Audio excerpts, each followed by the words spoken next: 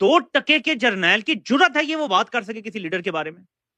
मतलब 2% के जर्नैल जो रिटायर होने के बाद जिनकी कोई औकात नहीं रह जाती। दुश्मन ने हम पे हमला कर दिया, बदतरीन दुश्मन ने। और कौन है दुश्मन, नाम तो लो उसका। कोर कमांडर कॉन्फ्रेंस के एलामिये में मुझे कोई दिखा दे मोदी का नाम लिखा गया, और ये मोदी का नाम नहीं ले सकते। अच्छा, हाँ, इंडिया के हालात अंदरूनी जो भी होंगे वो अभी भी इंटरनेशनल कम्युनिटी की डार्लिंग है। बदकिस्मती हमारी ये है कि हम डार्लिंग नहीं है, वो अभी भी डार्लिंग है। अभी भी सारी फॉरेन इन्वेस्टमेंट जो है उनको बड़ी मिलती है। Fight between India and Pakistan, it was India versus Pakistan plus आपका जो चाइना से ड्रोन, चाइना के मिसाइल। सो जय नमस्कार दोस्तों। तो दोस्तों जैसा आप सभी को पता होगा कि पहलगाम अटैक में दोस्तों कितनी बुरी तरीके से पाकिस्तानी जो आतंकी थे उन्होंने हमारे हिंदुओं को मारा था, और धर्म पूछ पूछ के मारा था, और लेडीज़ों को छोड़ दिया था ये कहने के लिए कि जाके अपनी मोदी को बताओ।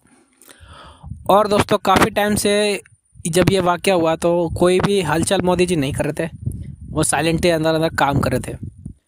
और दोस्तों 7 मई होते ही जैसे कि आज रात 2 बजे इतना बम दागा, इतने मिसाइल दागे पाकिस्तान पे कि पाकिस्तान की आवाम कह रही है 2 बजे की ये कौन सा सूरज उग गया। और दोस्तों 9 ठिकानों पे पाकिस्तान के 9 ठिकानों पे इतने खतरनाक मिसाइल दागे कि वो सारे ठिकाने ही ख़त्म हो गए। और जो मसूद अजहर है दोस्तों, उसके 10 लोग फैमिली के मारे गए इसी मिसाइल अटैक में। और दोस्तों मसूद ने बोला है कि काश मैं भी मर जाता।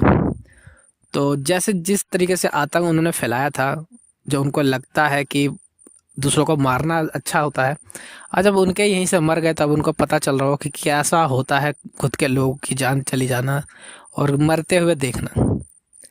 तो ये बात तो समझ में आ गई होगी। और पाकिस्तान की देखो बहुत ज़्यादा फटके 4 हो चुके हैं, क्योंकि अभी तो ये फिर भी ट्रेलर है, अभी तो पिक्चर बाकी है पाकिस्तान के साथ, तो इससे भी ज़्यादा बुरा होगा। तो दोस्तों ये देखते हैं पाकिस्तान मीडिया इसके ऊपर क्या रिएक्शन देता है। जर्नैल की जुर्रत है ये वो बात कर सके किसी लीडर के बारे में। मतलब 2% के जर्नैल जो रिटायर होने के बाद जिनकी कोई औकात नहीं रह जाती, जो अपने मुल्क में आजादाना घूम नहीं सकती, ये औकात है तुम्हारी, और तुम बातें कर रहे हो इतनी बड़ी बड़ी। जब तक इक्तदार एंजॉय करोगे, जब तक इलेक्शन चोरी करोगे, जब तक अदालतों को अपना गुलाम बना के रखोगे। बयानियां देखो ना जरा, फौज अगर ये खत्म, हमको कह रहा है, कौन कह रहा है फौज खत्म हो जाए? हम कह रहे हैं फौज इंसान बन जाए। ये जानवरों वाले रवैये छोड़ दे कि जिसकी गाड़ी उलट देंगे, फलां को खत्म कर देंगे। यार इंसान हो तुम लोग। मोदी के बारे में तो ये बात करते हुए तुम्हारी मुंह में आ जाती है। मोदी के बारे में कोई बात नहीं हो रही। दुश्मन ने हम पे हमला कर दिया, बदतरीन दुश्मन ने। और कौन है दुश्मन, नाम तो लो उसका। कोर कमांडर कॉन्फ्रेंस के एलामिये में मुझे कोई दिखा दे मोदी का नाम लिखा गया, और ये मोदी का नाम नहीं ले सकते। आते हैं बड़े पन्ने खान, इमरान खान पे रेड लाइन लगा, तो मोदी पे रेड लाइन तो लगा के दिखा दो। जो लोग मोदी पे रेड लाइन नहीं लगा सकते, जुर्रत नहीं कर सकते, जुर्रत करो थोड़ी सी। बताओ कि हाँ मोदी है इस सारी साजिश के पीछे। बताओ कि मोदी ने ये काम किया, नाम लो उसका। डर रहे हैं, कंपे टांग रही हैं, माथे पे पसीने। मोदी का नाम ले लिया तो आलमी ताकतें नाराज हो जाएंगी। तो ये आलमी ताकतों के सामने ना खड़े हो सकते हैं, ना मोदी का नाम ले सकते हैं। मैं कह रहा हूं जी, आज DGISPR ट्वीट कर दे, मैं लाइक भी करूंगा, रीट्वीट भी करूंगा, और उसकी तारीफ में वीडियो भी करूंगा। ट्वीट करे एक्स पे और कहे कि नरेंद्र मोदी RSS का लाइफ लॉन्ग मेंबर है, ये हिटलर का फॉलोअर है, ये नाटसी जर्मनी का जो नजरिया था उसको फॉलो करता है, ये उस पर बिलीव करता है, ये रेशल सुपीरियरिटी पे बिलीव करता है, और इसके होते हुए कभी भी खित्ते में अमन नहीं आ सकता। ये ट्वीट कर दें, मैं आपके साथ खड़ा हूंगा। करो ना जुर्रत, बोलो ना, बस इतनी सी थी।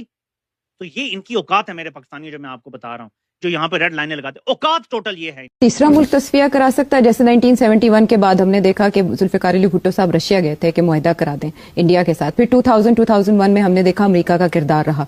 कारगिल के इंसिडेंट का आपने अभी तस्करा किया। तो अभी इस सिचुएशन में कोई मुल्क इस पोजीशन में है जो टेंशंस कम करवाए? नहीं, मेरा नहीं ख्याल।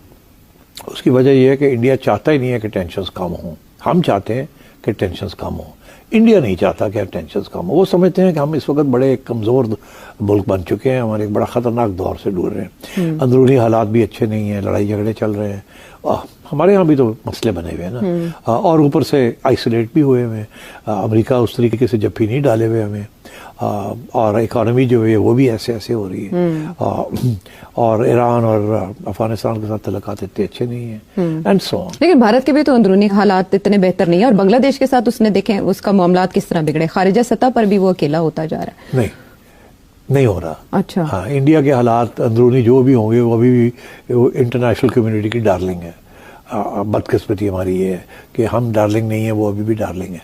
अभी भी सारी फॉरेन इन्वेस्टमेंट जो है उनको बड़ी मिलती है। अभी भी अरब वर्ल्ड जो है वो इंडिया को सपोर्ट करता है। अभी सऊदी अरेबिया ने और यूएई वालों ने billions of dollar of investment in India की है। तो इंडिया बिल्कुल आइसोलेटेड नहीं है, हम थोड़े से आइसोलेटेड। तो बांग्लादेश के साथ जो मामला हुए, कोई नहीं, छोटी सी चीज है उनके लिए। उसके लिए international community is not interested in that. हाँ, और फिर ये कि क्योंकि बांग्लादेश या पाकिस्तान के साथ मिलकर चाइना के साथ एक महाज बना रहा है, तो इंटरनेशनल कम्युनिटी को तो ये बात नहीं पसंद आएगी, बिकॉज वो तो चाहते थे कि इंडिया का डोमिनेंस हो इस एरिया में और चाइना की डोमिनेंस ना हो, मगर अब चाइना की डोमिनेंस होनी शुरू होगी। तो इसलिए I don't think that is of consequence. तो इंडिया अंदर जो भी हालात है, अभी भी वो बीजेपी का सपोर्ट है, अभी भी उन्होंने कंट्रोल में रखा हुआ है सब कुछ। ऑपोजिशन कमजोर है और Narendra Modi solid from the local point of view.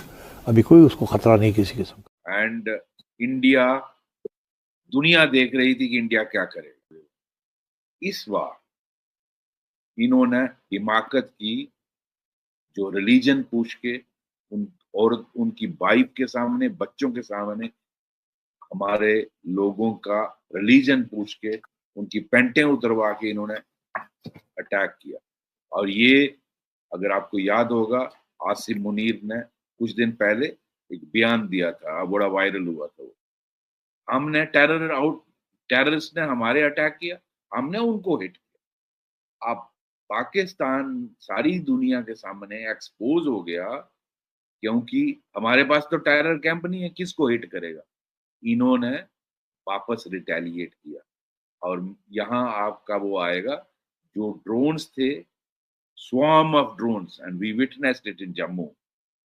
इस तरह का अटैक था और उसमें मिसाइल थी जो आपकी चाइना से आई। जो स्वार्म ऑफ ड्रोन्स था, ये चाइना और आपके टर्की से आए थे। और ये सब इन्होंने मारे हमारे सिविलियन एरिया में और आर्मी एस्टेब्लिशमेंट। अब जैसे जम्मू में ये टारगेट करे थे एयरफील्ड जम्मू, ये डिफेंस एयरपोर्ट है, पठानकोट की डिफेंस एयरपोर्ट है, जो अमृतसर का गोल्डन टेम्पल को, यहाँ नॉर्दर्न कमांड को, यहाँ के कोर हेडक्वार्टर को। They were targeting all our defense installations and civilian areas.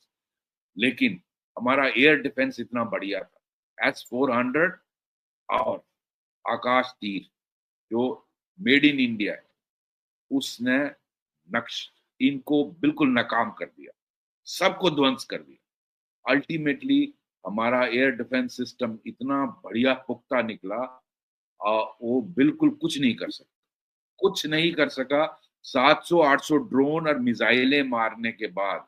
वरना अगर ये हमारा एयर डिफेंस सिस्टम खराब नहीं होता तो आप लाशें उठा के थक जाते। सैकड़ों की हजारों की तादाद में यहाँ लाशें गिरती और कितने लोग मर जाते, कितने नुकसान हो जाते। फिर जब इसने ये पंगा लिया, फिर हमारी, चूंकि मोदी जी साहब ने पूरी फ्रीडम दी थी, तो हमारे जो आर्म्ड फोर्सेस हैं वो रिटेलिएट किए। फिर शायद 9 तारीख की बात थी जब वो अटैक किया। उसमें आपको पता है इनकी 13 वो थी एयरफील्ड्स थी जिनको उड़ाया, जिसमें से 11 को उड़ा दिया। उसमें कैराना हिल वाली स्टोरी आपको पता है। वहां अमेरिका को क्यों बीच में आना पड़ा, क्यों तकलीफ हुई? अल्टीमेटली